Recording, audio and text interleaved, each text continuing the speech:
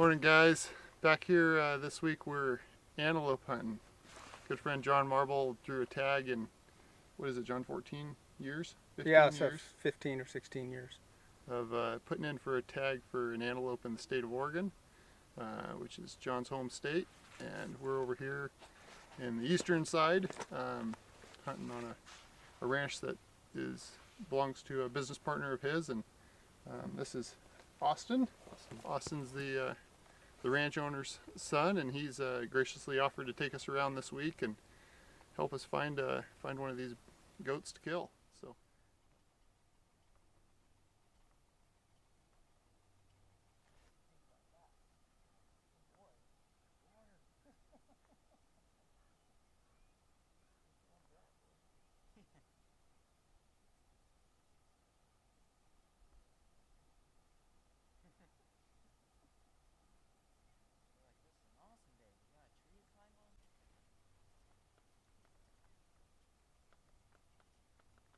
Nope, straight across. Oh, the one out by itself. Yep, Yeah. by itself. So you go there, you go to the right. This one. The one, not the one on the right, but the one just below that patch of juniper, or the one on the right? The one on the right, that's all by itself. Okay. And there's two billies. If you literally look at the tree, you can pick them up in your glass. They're both walking away. They're just to the right. Got them.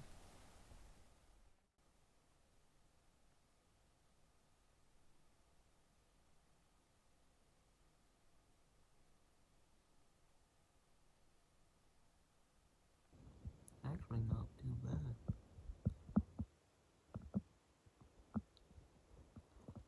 If you pick his head up to that dry grass.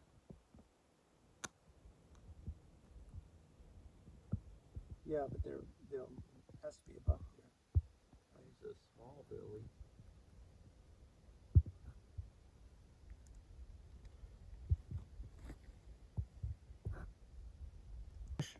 Austin, there he is.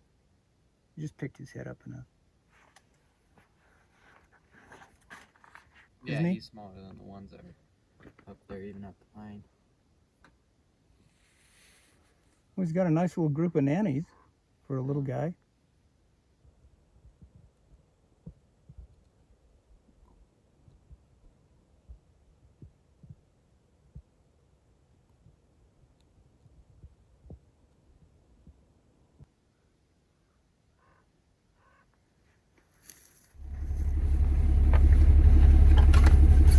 But the windmill works.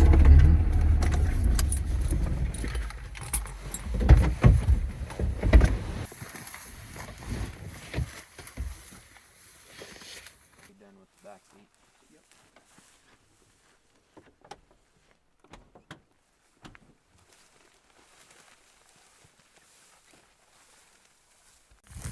We're going to walk down here and look into the little draw that you can't see from the truck and see if there's anything hiding out in it.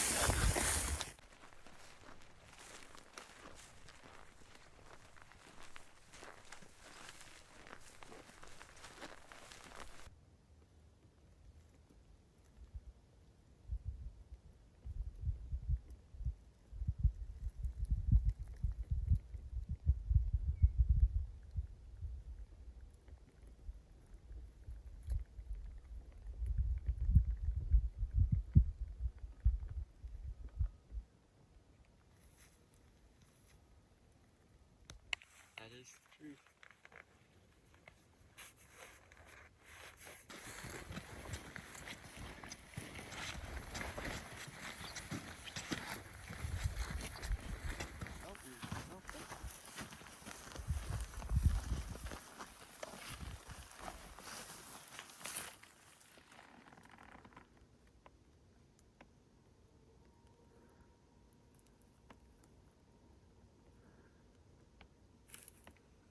We'll walk down all the way to the corner and see if they're on the maybe smothered. They're there. They usually come up here in the afternoon and then go down the morning. Well, we got a little bit of cloud cover, which is nice, but it's still 80 degrees out. Yeah. It's 9 in the morning, so it's supposed to reach 100 today. Enjoys a honey antelope, I guess. Make you sweat for them. So that's an antelope scrape. It looks like where he mostly used his hooves and not really his horns, but most of them will be a little bit bigger and they'll usually pee and poop on them, but for some reason this guy didn't want to.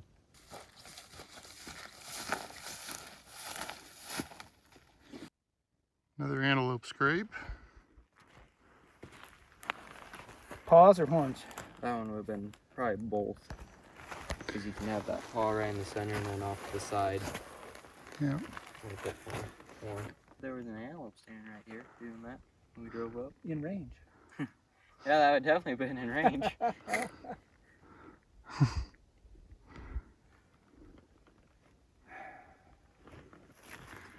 Pretty neat. So we just drove around to the back side of the ranch and up here on state forest ground. Walking back into the fence line on the back side. See if we can catch anything. We saw at least two bucks and a bunch of does sort of moving this direction this morning. So if we can't find them or something different.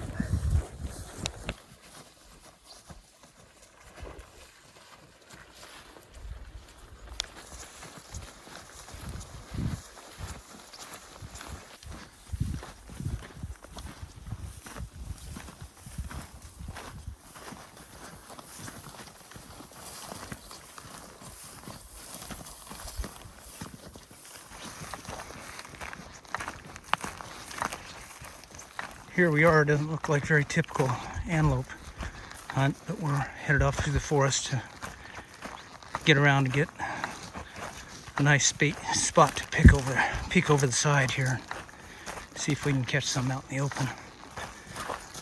And if we're quiet and lucky, well, sometimes that's all it takes.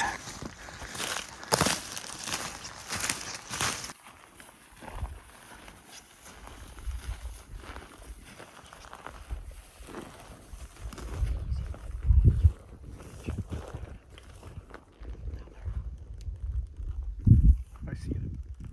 That's a big billy. Yeah, that one's right here. He's leaving us, right? Yeah. It'll come right out into that opening. There's two more. It's the two from this morning. Those are the same two. He's limping. The one on the left. The bigger one. Just a little tiny bit. He's a little bit bigger than that one billy. They're at camp.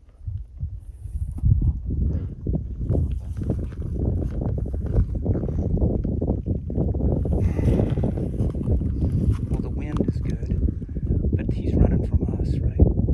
Yeah, They saw there's us. another little cut draw right in there. We found the two bucks from this morning. Confirmed that they were not ones we wanted to shoot. So they took off here to our left, and we're gonna walk back to our truck and circle back around, see about going and getting some lunch. See what else we can find.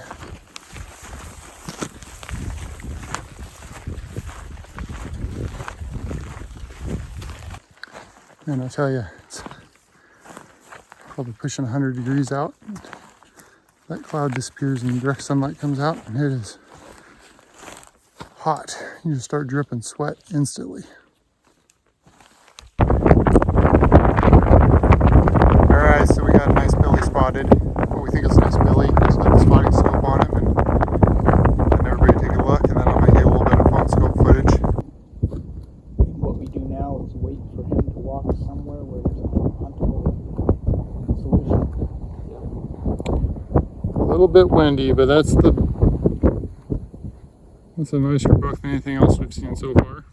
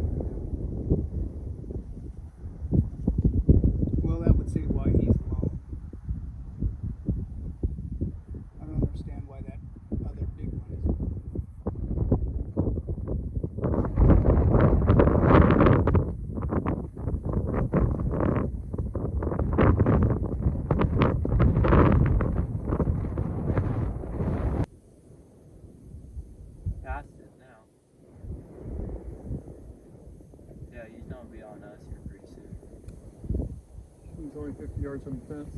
Yeah. You think that buck is a mile away?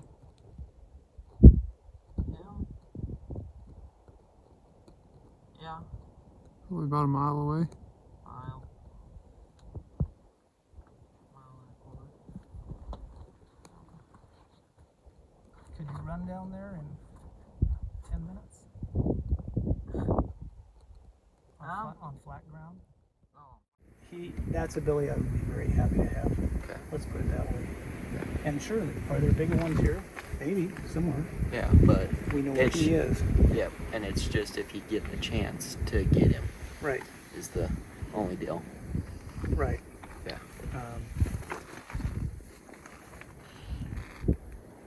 Yeah, I mean, if we get down there and we have that ground shrinkage problem, you know what I'm talking about? Exactly. That can happen. Oh yeah. No, I know it happens. I know for sure it happens. But, I mean, we've got a pretty good look at him. Oh yeah. And he's way big above the ears. Yep. Yeah, no, he's better than the one down there, and he's better than that one. Yeah. And then he's also better than that one that was over there. Well, That was maybe we across. should vote. You want to vote? It's your tag. Yeah, it's your tags. It's I your think tag. It's your 16 years. I'll be very happy with that, Billy. There. Okay. So let's go see what we can do about that. Alrighty.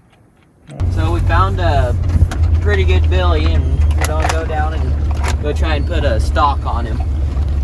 About, I would say, a little, mile and a half away. Something like that. So that's not big. He looks very little, but his horns look big. That's the that's the good news. Exactly.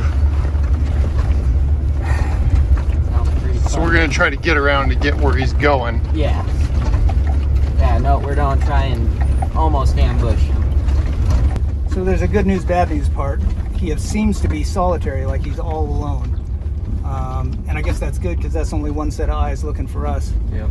On the other hand, maybe he's got 20 does wandering around somewhere watching us. We just can't find him, but we're hoping he's all alone. We're gonna go see if we can sneak in front of him.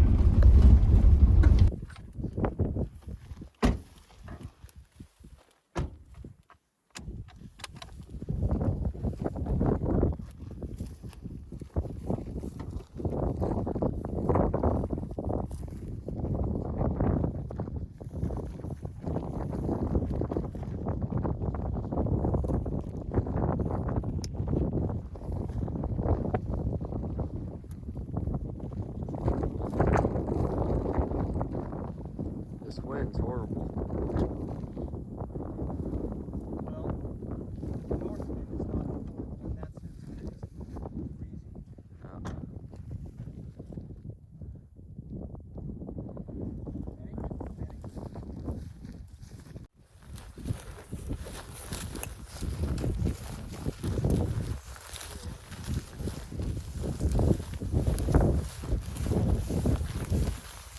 So we got about a half-mile walk here. And we're gonna take it real slow.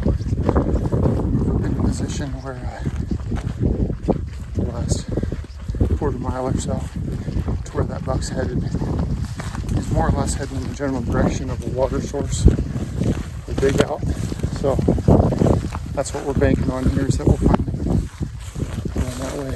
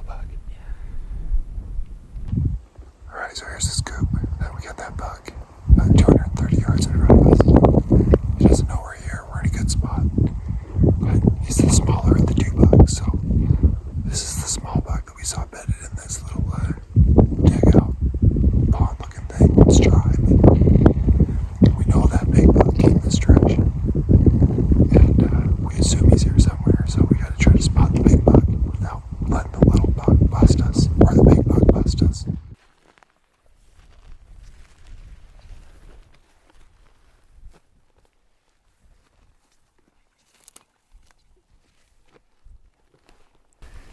And then take a good sweep around to look if that other buck is sitting somewhere near him, even if you have to go up another inch.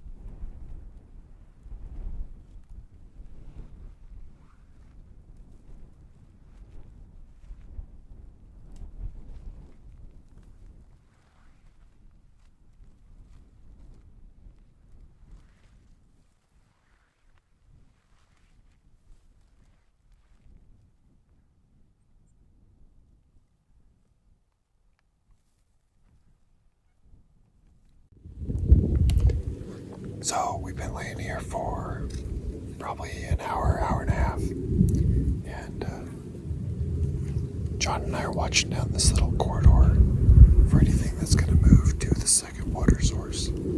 Austin's laying on the berm about 20 feet to our left, about 100 yards from the small buck, looking at that water source. And we still haven't spotted the big buck. The small buck's still laying there.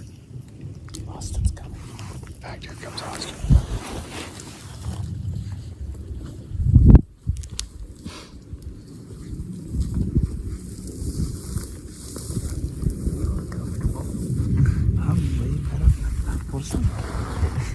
How about you? Oh, those deer all ran back, and I bet that Billy's on the other side and pushed those deer out. Because all those deer came back, and then that little Billy stood up and was just looking. Did you get excited? No. Oh. He's just looking around, and then he kind of coned in on me for a little bit, and then he's laying back down now, so I feel like we should go walk down around this point and go see if he is. Camped? Yeah. We'll bust him out. Yeah. It's either that or we back out and we go back up on top and respot him. Yeah, that work too. For tomorrow. Yeah. I just don't want to blow him out of here, because as he is, we don't mess with him. We find him again in the morning. We come to another stop. Yeah. We blow him out of here, and he knows where he's going to go. Yep. So we got a knob. We're using the video of us parking the truck up there in Glassing, so it's a little high point. And it's probably about a mile from this, so we can get up there and we can glass all this country. That's kind of what we're thinking, is we don't want to blow this buck out of here. We know he's down in here. We can respot him tonight. We can pick him up in the morning and do another stalk in the morning. Or we go all day, but we got about an hour and a half of daylight left. And my fear is if we sneak around, we risk bumping him, and then if he runs, he's the nicest buck we've seen. If he runs, who knows where he'll go. So, Play smart. play smart. Play smart, guys. We got 4 days. We're on day number 1. Yeah. And we also know where there's a small, undesirable buck. We can sneak up on him because he's not very smart. He's 118 yards over that way. Let's see if we can go. Get him to a classic knob and we'll get that buck.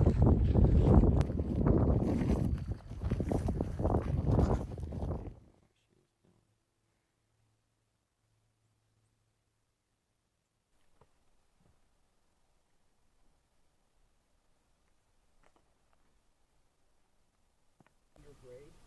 That's our big boy. Yeah, that's our big Billy. What's that? So that's our big one. Yeah, the lower one. Yep. Can you see him? Yeah. You want to sneak over the hill and shoot him?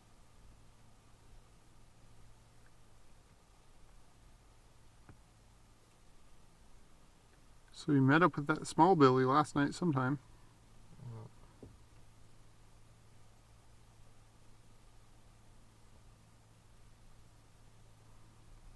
Does he look like that to you now? No. This thing is... He has some ground shrinkage on him.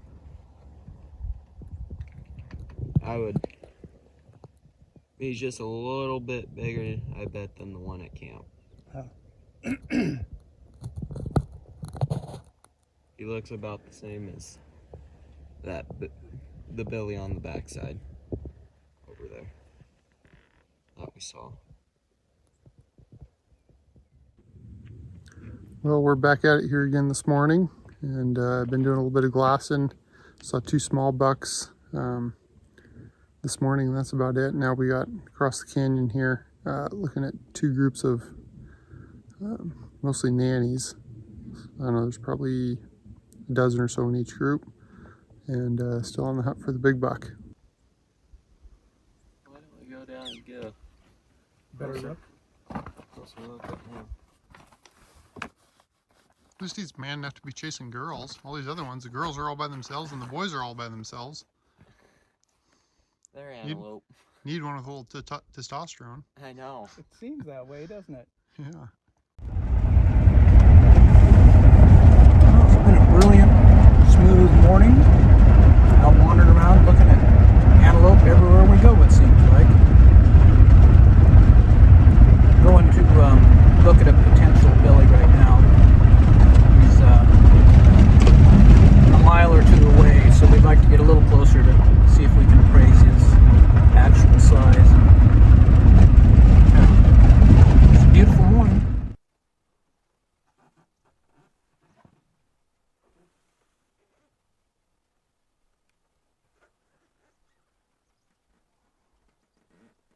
Somebody came in and poached it. Up where that other nanny was? Yeah, they're both standing now.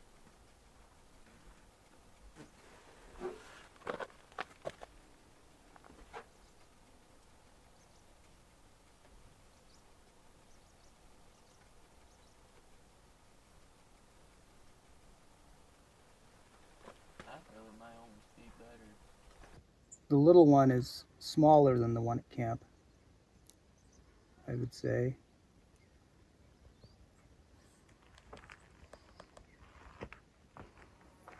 You want to come look at this, Billy? I believe he might be a little better.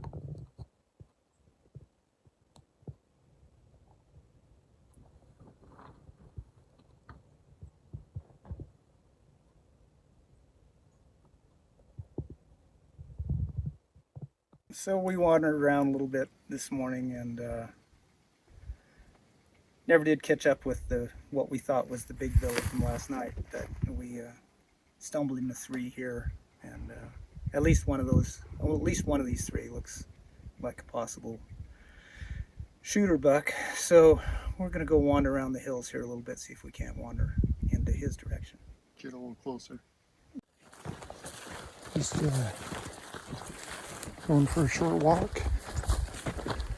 See if we can't get closer to that billy.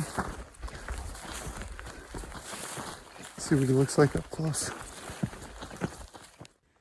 The one bigger buck joined the other 2 small bucks, and they're just over this rise. So we're going to work our way up, try to play the wind right, and get up to a brush pile behind us. I don't know if you guys can see it. It's up there on the ridge behind us. And hunker down in the brush pile, which should be about 300 yards from them, and then kind of see if they graze. It's going to put us between them and the one nanny that's up here. We're going to hope that the bigger of the 2 bucks or 3 bucks walks back to that nanny at some point, in which case it'll go right by us. So that's the current plan.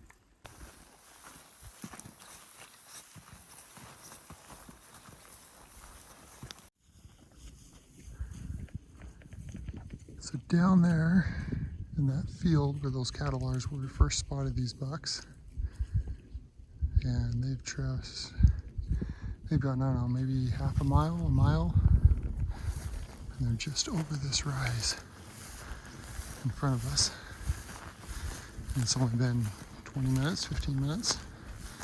It's amazing how far these antelope can move. They don't, even when they're not running, they're just kind of walking, grazing. And they can cover a lot of distance in a hurry. Okay, we've got them at about 300 yards. And now we're just trying to use the curve of the hill and the brush to where when we stand at full light, we can see them just barely. You know, we duck down to a crouch and they're gone, so we're using that topography to our advantage to try to get closer. We've got a big pile of dead junipers up here that we're going to try to use as a shield or a block to be able to cut the distance down, hopefully about 200.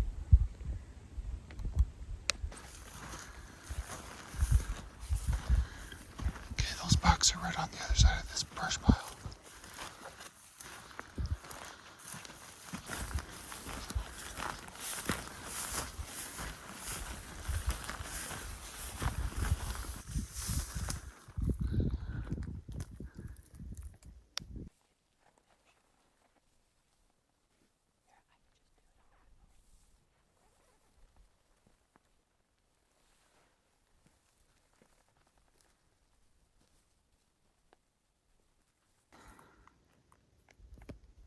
He's the second from the right, John.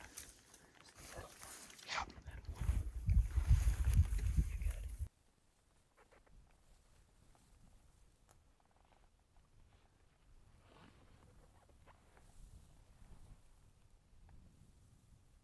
Have they moved? Are you good? Yeah.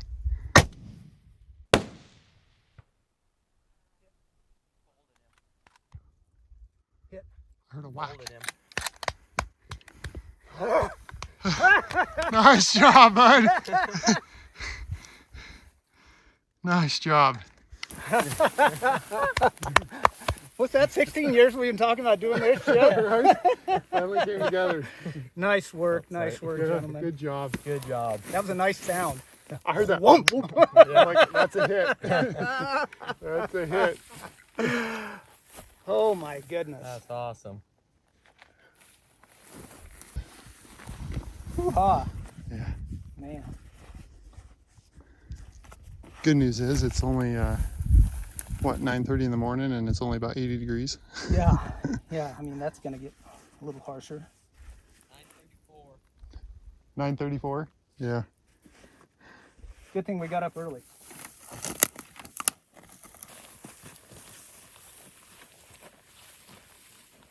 That's a long way, boy. I mean, that's a long way. I'd be more comfortable seeing the elk in that. More fur, right?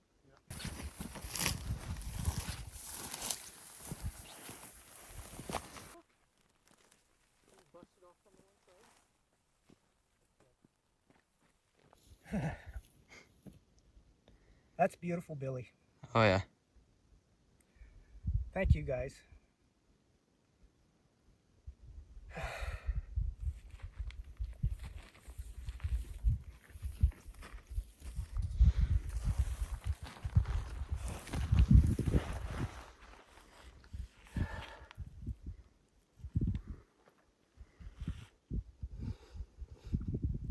I'm about to cry.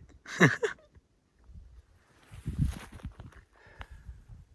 want to get my old father-in-law gun in here too. Yeah, we're gonna get that next. Yeah, we don't need no stinking ATV. You're a four-wheel drive.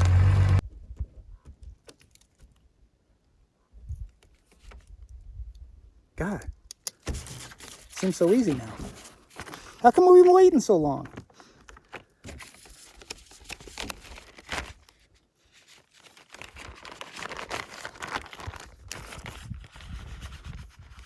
You know how it is when you start making those lists and you make another list and you make another list and you hardly ever get anything Yeah.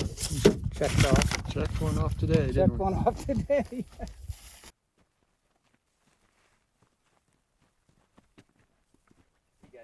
mud out of them. Yeah. 1, 2, 3. I'm going to use this guy. Secure him. We'll pop this and go through.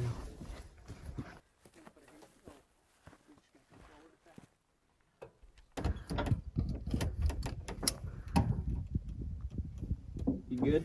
Yeah.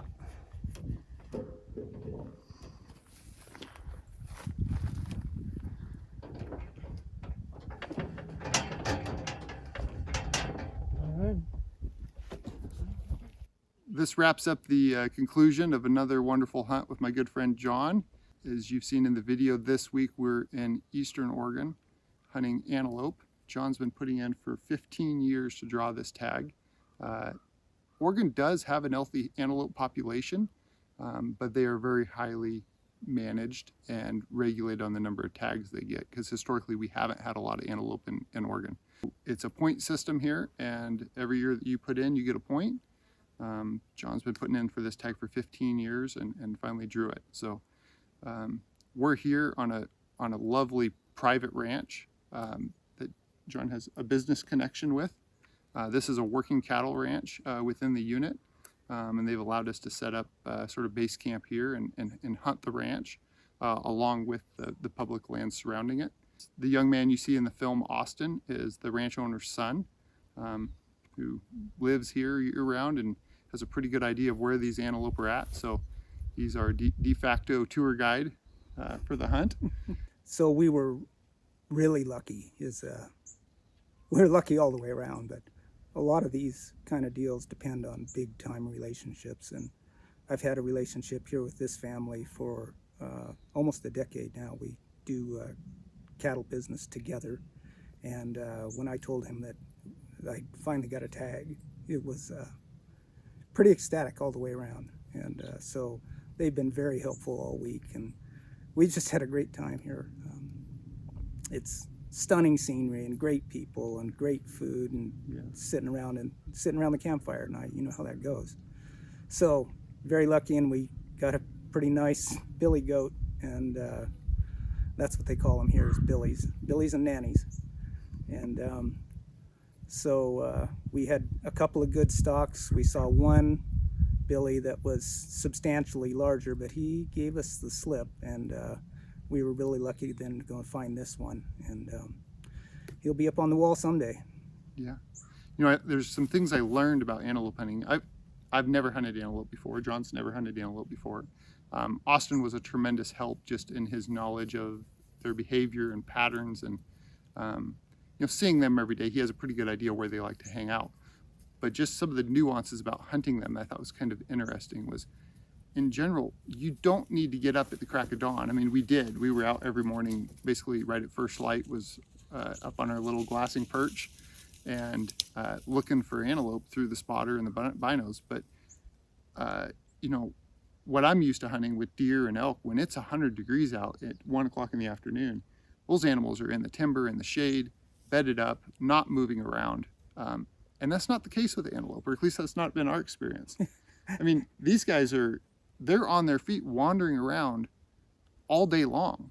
And, you know, we've been having some banter all week about why that is. And, you know, and it usually corresponds with talks about, you know, they've got 9x vision or something like that. You know, it's like they can see extremely well, and that's their primary safety mechanism or defense mechanism.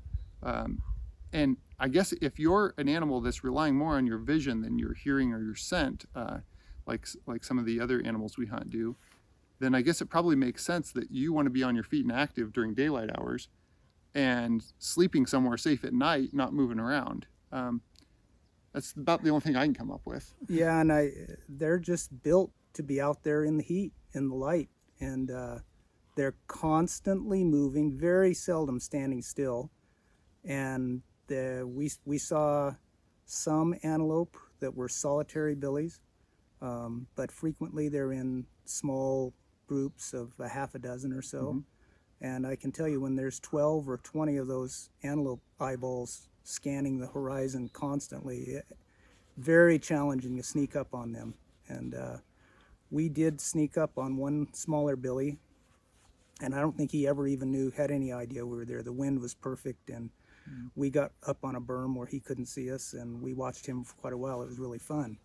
But the idea of just going out here and spotting one and saying, oh, we'll just go around that corner there, it doesn't really work that way. No. And we were also lucky to be in a place that had substantial sagebrush, where we could kind of be hidden.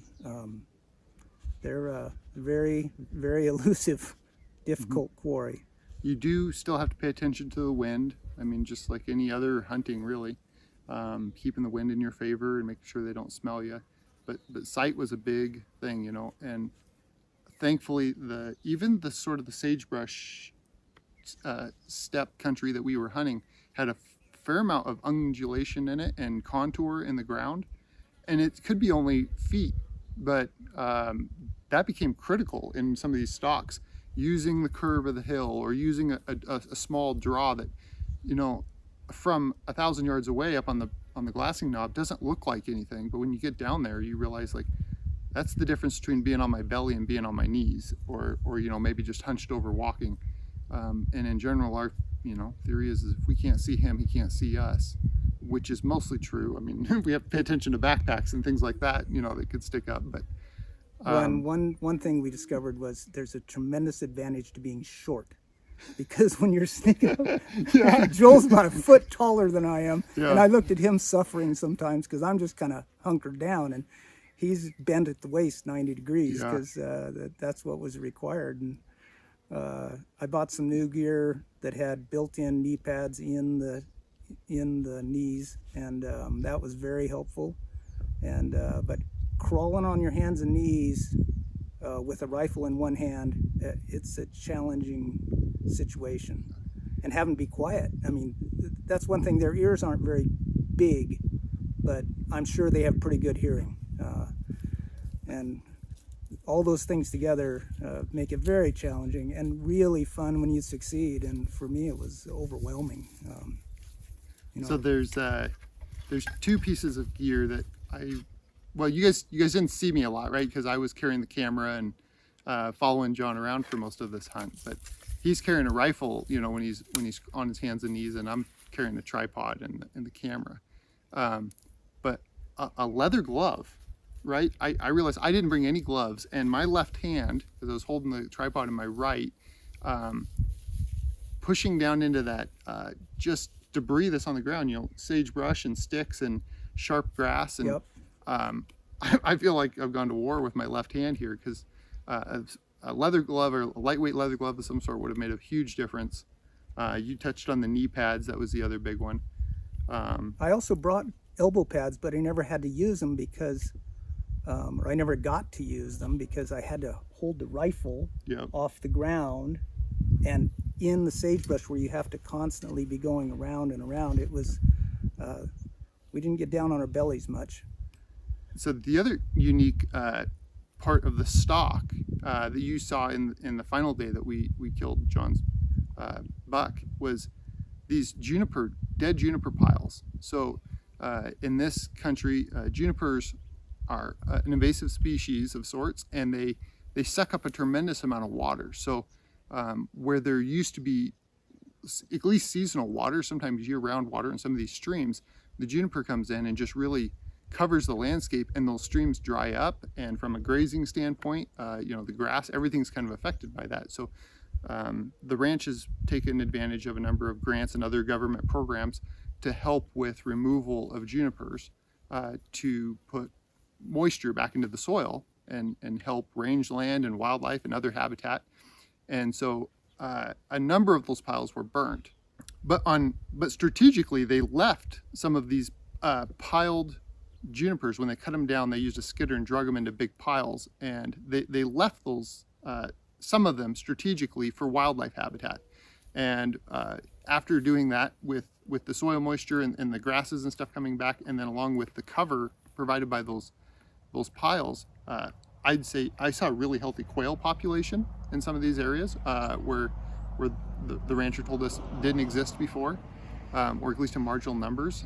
We saw coyotes, rabbits, all sorts of other small game utilizing these brush piles for security, and we saw a lot of birds of prey as well.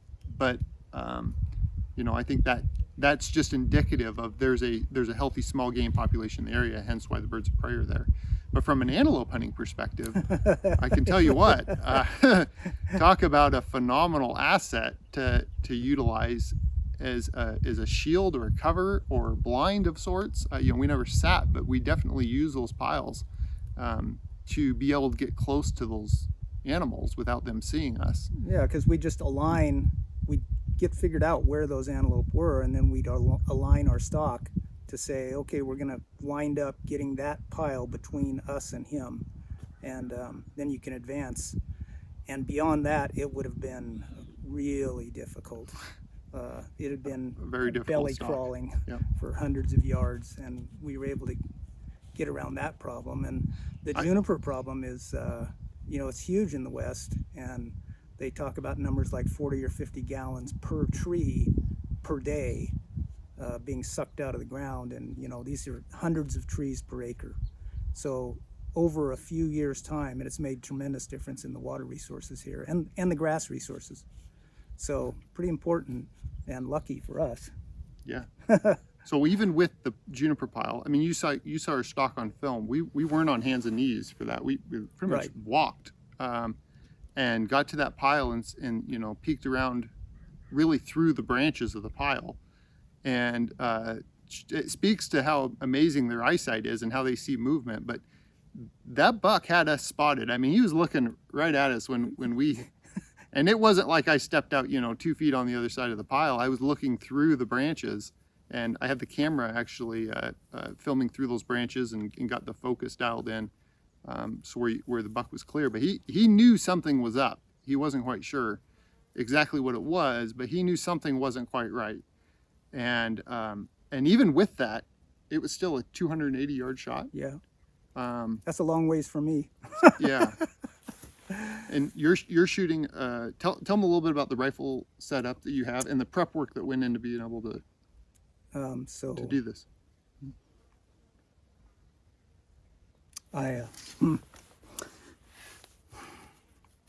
Shooting my old father-in-law's rifle, and so I was shooting a .270 Winchester in a Remington, and it's just a fine old gun. And so I'm not a long-range shooting person by any means. I grew up in the brush.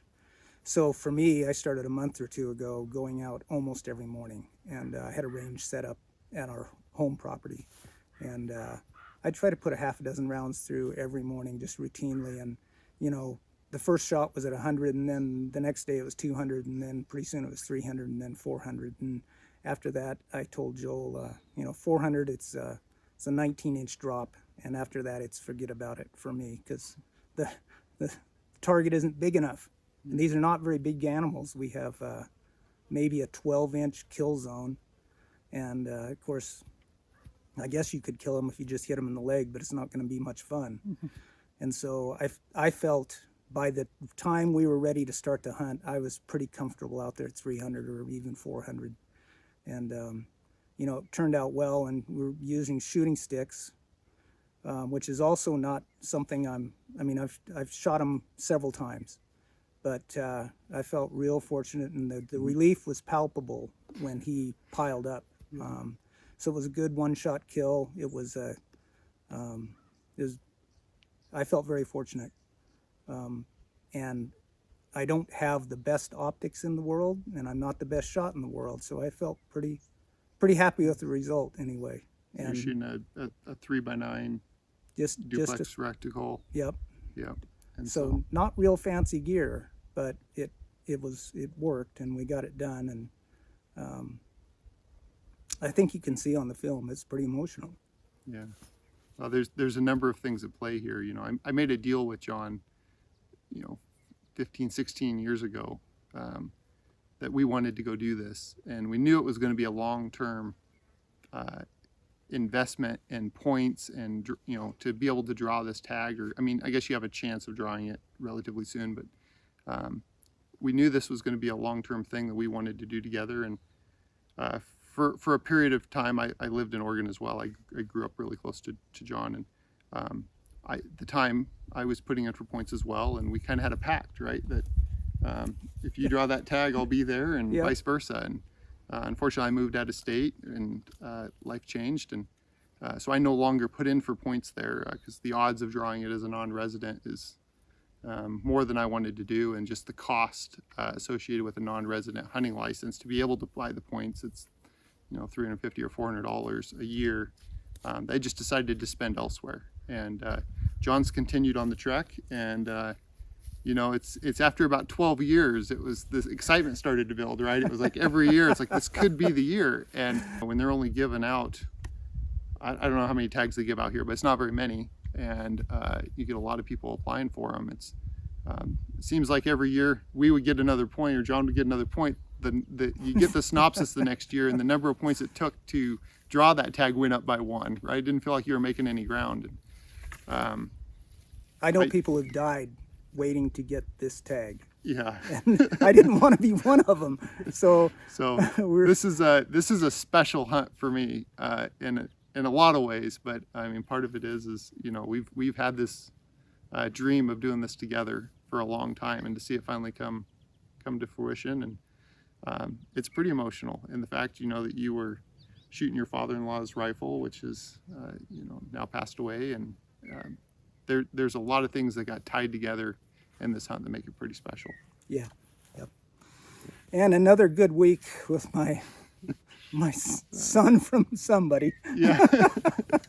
And we sat up last night and talked about how fortunate we are. Yeah. And then we immediately started planning our next safari. So Yep. we'll see you again, I hope, pretty Yeah, soon. I have a feeling you're going to see John's face a little more. I know you've seen him in a few hunts already. A lot of the hunts that John and I have done, and we've hunted a lot over the years together. I mean, this is the guy right here that got me into hunting, right? Took me on my first bird hunt, followed by my first blacktail deer hunt. Yeah. And we've had a long history together, and quite honestly, I probably wouldn't be hunting, or at least wouldn't be where I'm at today if it wasn't for this guy. And that was before I filmed, and even these last couple of years when I just started filming hunts, John hasn't been in a lot of them, and it's not because we haven't been doing hunts together.